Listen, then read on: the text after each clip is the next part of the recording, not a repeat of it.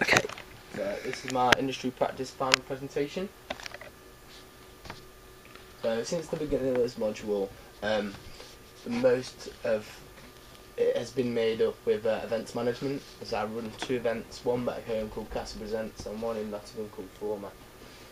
I've also been playing numerous sets around the country with some well-renowned artists in my music scene. For my events, I've been DJing as well as corresponding with venue owners and various different companies which have aided the production of our event, like production of posters, business cards, tickets, like people like that, as well as artists. So the first event, Casa Presents, here's a list of the dates. Obviously I've already covered these in my previous presentations, but 7th of August was the first one, and then by the 23rd of October we tried to branch out to Liverpool. We booked the DJ.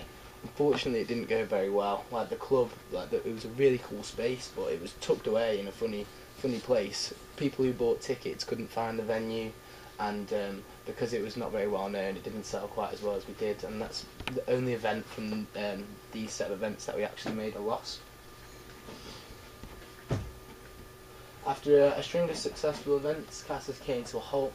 Myself and there was 3 of us that run the event, and myself and one of the other guys had a really big falling out with the venue owner, while the 3rd person was kind of passive and he just wanted to DJ, so he was like, oh, you can kind of do what you want, like whatever, but obviously we didn't, there were people like other brands that wanted to work with us, and we didn't want to tarnish the reputation that we'd built, like we'd spent time building. So, and due to the small size of the area I live in, the club we used was the only possible venue. This was due to the venue owner insisting that he wanted an internet famous celebrity to put a CD in and pretend to DJ our events, which is everything that we're not about. We want to continue Casa because we did get quite a good following from the time that we did it. Like, we consistently had around 150 people come through the doors, but obviously there's no other clubs in our area for us to be able to do it, but there's quite a big night called Night Work that we're going to have a bit of a discussion with and see if we can do a collaboration summer event with them. Format is my new night, which is based in Nottingham. It's built up of me and a close group of friends. We were really fed up with the same artists getting booked in Nottingham, Manu Lang every other week, loads of crap little nights, and we just thought we could bring a fresh feel to the scene.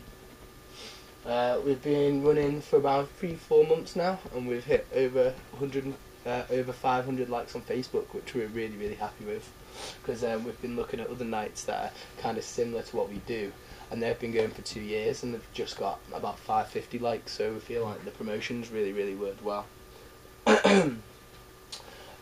We have done 2 residents. We haven't booked anyone yet. We're just using resident DJs, keeping it cheap, just putting our money into our promotion and the aesthetics of the night in general. So making sure that we've got cool visuals and smoke machines and putting all decorations around to make it really unique. So the first one we did was at the Loft House. We would have used it again, but he allowed us to go on past his license and receive noise complaints, so they had to apply for a late license to be able to do events now, and they have to get it soundproofed, I believe. Here is the poster from our first format. I'll go into more detail later in the presentation about the second one. I've got some photos and some videos to show, but yeah, as you can see, this is the stage. We had some cool projections, and these are actually the projections that we used, the original image. So in the DJ performances, so I played at all of the Casa Presents and Format nights, which is 7 events in total. Other sets I've played for other promoters within the time of this module include support Dawley itself, which is a big thing for me because he's a quite well-known artist in the scene. Night Work with Breach for New Year's, which is once again a really big artist in the music that I create. Where You At with Neil Parks, who is the guy that allowed me to remix his song for our module, our production module, and Shubs at Vault Club, which that's run by someone I know through DJing at their house parties. They used to have 400 people go to their house because they own like a 13-bedroom ex-hotel. So they'd have like 3 nights all running the floor. And like my original night, Black Mason, which was last year, that's how I knew them. But they couldn't get the house back, so they decided to just book out a club and then throw a party kind of thing. Yeah, here's some of the artwork from the events. That's the breech knife and shoves. That's the bakery of Dorley. And that's the Where You At one for last week. So this is about my second format, because I haven't really told you much about that. So since my last presentation, the majority of my time has been put towards this event. Last week we had our second event, and we are now planning our third event. Our event was last Thursday, the 25th of February, and we had an absolutely incredible response. Like, as soon as the event was out, we were flooded with people like messaging, wanting to get involved, like people wanted to sell tickets, people wanted to DJ, etc. We had around 130 people, we think, like through the whole night. The capacity was 190, but it looked really busy all night anyway. No one was really outside, no one was at the bar, everyone was just like packed on the dance floor. And we only had just under a month to promote the event, so I was really happy with the turnout that we got. We spent money in a lot of various different ways for promotion. Posters were a big thing for us, because we literally were just going out in a team and just waiting outside the halls, waiting for people to go in, and then just going through the whole box of the halls and just smashing posters everywhere. And we think it really worked well. And we also ordered thousands of little business cards, and I've got a picture of it later. And they're just little white cards with our logo on, our Facebook on the back, and we just go into like the bigger events like the Stealths and the Wig Flex, things like that, and literally just getting them everywhere, like throwing them all over the place, like handing them to everyone that we could, and we feel like they've really, really worked well. Once again, we use actual floppy disks for tickets, label printed, and we got like a really crazy response on Facebook, and we got about 40 something likes on that post in like a day and a bit. It drew a lot of new customers, and there was a big attention. And another promotional technique we've been using is we've been getting GIFs and like making them ourselves, and then but like format related ones, so they're all like old school GIF. GIF.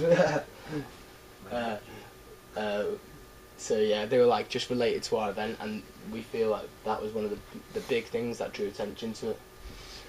Whilst doing our last event, we learnt a lot about the different people who run venues in Nottingham and how temperamental they can be. Like the person who actually owned the venue was Sash. He was really keen to get us in, like everything, and then he just kind of was uncontactable, and we had loads of stuff that we needed to sort out, and he just wasn't answering the phone. He'd speak to us for 2 minutes, be like, "Oh, I'll get back to me," and then wouldn't speak to us for like 2 days. And we had loads of stuff, like he had Microsoft coming in to pitch their new laptop, which is like supposed to be their version of their MacBook with their own production software on it, and that was for the whole of the UK. So he kind of was like, "Oh, you're just a bit on the side, like I don't really care," and like he was gonna like push us back, so we couldn't start till 11:30, and it's only open till 3, so it would have been open like 3 hours and 45 minutes. But yeah, we managed to get everything sorted out in the end. What happened was he wanted us to sign up for a 14-month contract, which meant that we couldn't work in any other venues outside of the Lace House for over a year, and he's only put that in for us. I think he must have seen potential in us and tried to like sneak it in, but he said we could use their courtyard for free, and then he was like, "Oh, if you're not going to sign that, you need to pay another £100, because I was thinking of you as a long-term investment, so I'm not going to make that much money off you, so I'm going to have to charge you this." And it was like 2 days before the event, so we had to just say we'll pay it kind of thing. They're the business cards. It's a picture Will sent me, signed by one of the DJs that played at Stealth. And we use our floppy disks as well. Just a photo. Oh. I'm not connected to the internet. It should be.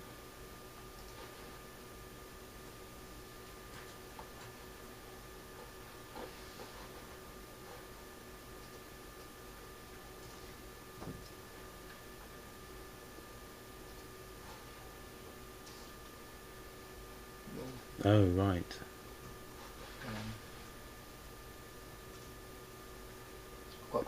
things. Ah, that's a shame. Do you want to tell us what they are and then Yeah, give me the just, links? It was just the little, like, the GIF, like the little moving images. Oh, yeah, yeah. They were quite cool. And here's some of the photos as well.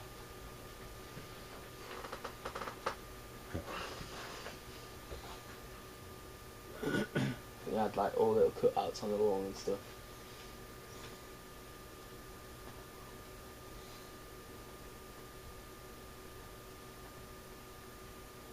We were supposed to have, like, I've got a friend of ours and he works for like ITV2 doing like the Europa League football, and he gets like flown everywhere to do like filming, but he says he'll come and do our stuff for free because it's cool. And the day before I messaged him like, are you alright? And he's like, I've had to go home, I've got food poisoning. So we unfortunately couldn't get a video made. This is another that's just a little clip from the end of the night, and that's the promotion that we used.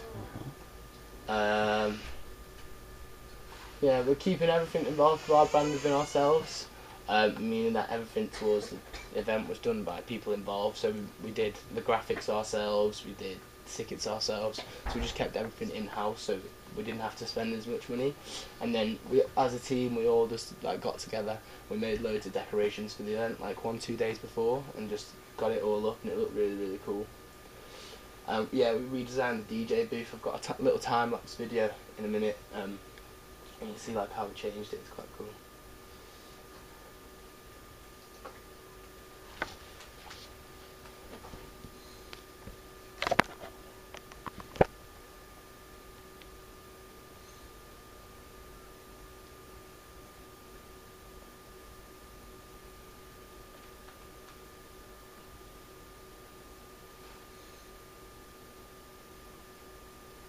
Kind of goes to the night, and we film the whole night like time lapse. You can't really see the lighting; it's not very good. But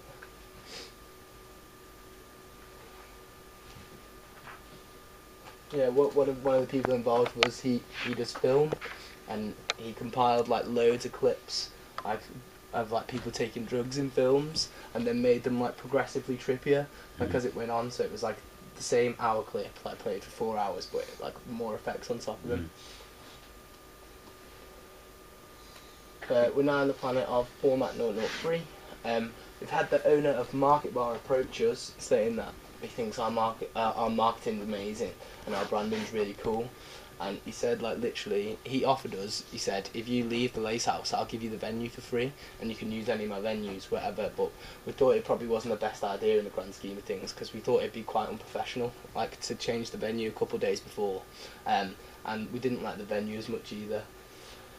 But yeah, he said to us pretty much we can use the Brickworks, Bar 11, Bunker, Market Bar, most of them for free. I think we would have to pay a small fee for Brickworks, but it's definitely something we're going to look to do in the future, and book an artist and have someone at Brickworks, because we feel like the venue itself brings in like a lot of people. Yeah, and we're also on the lookout for new and used venues as well, like similar to the Loft House. That's everything. Okay, have you got a date penciled in for this next one? Not yet. We need to get a venue sorted first. Yeah. So have you got even just a rough ballpark? I mean, we're not talking 12 months, are we? Oh no, like 6 weeks. Oh right, so actually quite short term, then, really. Because we only feel like we need a month to promote it. Right. We're Okay. doing them in small venues. So you'd be quite happy if you did one of these every other month or something. Yeah. Well, yeah. As a kind of a rough thing. As we get more into the swing of things, we want to do things on a monthly basis. Right. So we can kind of have. So that's what you're aiming for. Yeah. Right. Because like the way it's kind of worked, and we're trying to fit everything in, like with N2UE exams. Yeah. Like that's why we didn't. There was such a big break between the first and the second one, because it was Christmas, and then people don't stop revising until after halfway through February. Yeah. But yeah, our aim after the next one is to have that one, and then have it, because we had so much problems with the venue owner, we were so busy, we couldn't really think about the next event. But what we want to do is want to have an event and then have that sorted, and then be already talking, making the graphics. Yeah, the next one. And have it released before that event's even finished. Yeah. Okay, cool.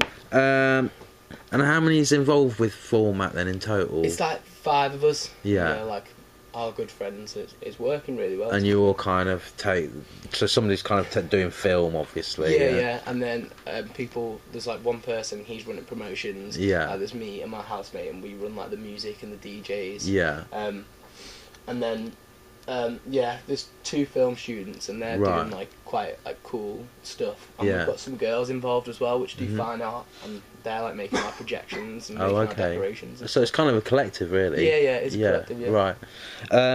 And how do you fund it then, budget-wise and stuff? Like initially, do you just collectively have a pot that you? Yeah, we've been putting like money in each, and then like whoever can put in whatever. We've tried to put in equal amounts. But have you made much money? Have you covered your costs? The first one was we broke even. Yeah. The second one, there was another slide that didn't load that talked about this. Oh wait, yeah. Just like what we made of different events. Yeah. So through my whole 7 events that I've ran through Casper and format, there's only 2 of them that have lost money. The one where we booked a major DJ, and the last format. The first format we broke even. It was like literally to the penny. It was like 0. And the last one we lost £100, which it comes to like £17 each that we've lost, which is fine because we're not really in it to make money at the minute because we need to spend more money on the branding and actually building it. So we've got a following.